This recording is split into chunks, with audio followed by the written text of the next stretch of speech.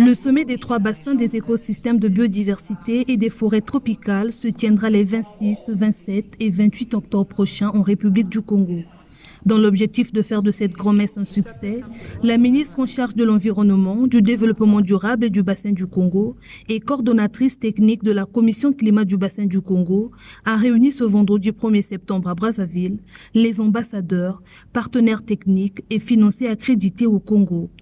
Pendant un peu plus de 2 heures, la ministre a dévoilé le déroulé du 10 sommet avant d'éclairer succinctement la vision de ces assises.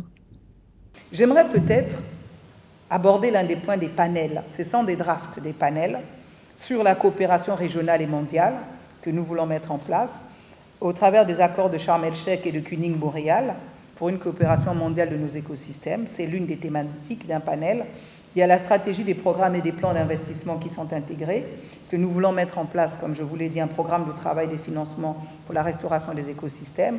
Nous avons également un mécanisme financier et des marchés carbone souverains que nous voulons mettre en place. Donc il nous faut créer ce mécanisme de ce marché. Est-ce cet OPEP que nous voulons? Nous sommes en train d'y travailler. Lever les fonds et entretenir les rapports équitables, tant en termes juridiques qu'administratifs, ont entre autres été le plaidoyer d'Arlette Soudan-Nono, formulé à ses hôtes.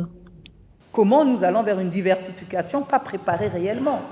Donc il nous faut réellement lever ces ressources puisque nous sommes condamnés avec le reste de la planète à nous désengager de l'exploitation à un moment donné. Nous sommes en train de revoir comment porter un cadre d'harmonisation de tous ces mécanismes juridiques et comment gérer également la pollution plastique par exemple.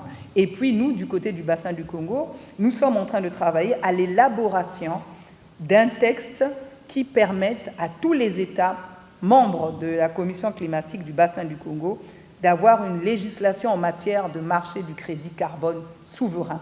Face aux enjeux liés au changement climatique, ses partenaires techniques et financiers se montrent prêts à accompagner le sommet au grand profit de la planète.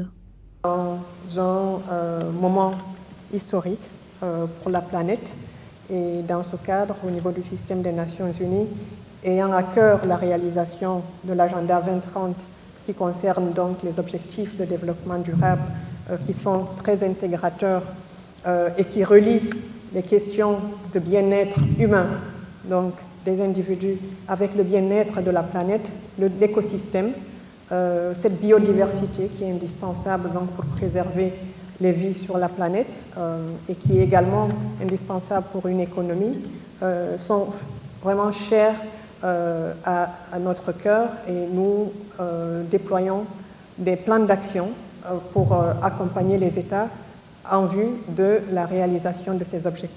En ce qui concerne effectivement la mobilisation des finances, une conférence des bailleurs de fonds pourrait se tenir très prochainement à New York lors d'un side event.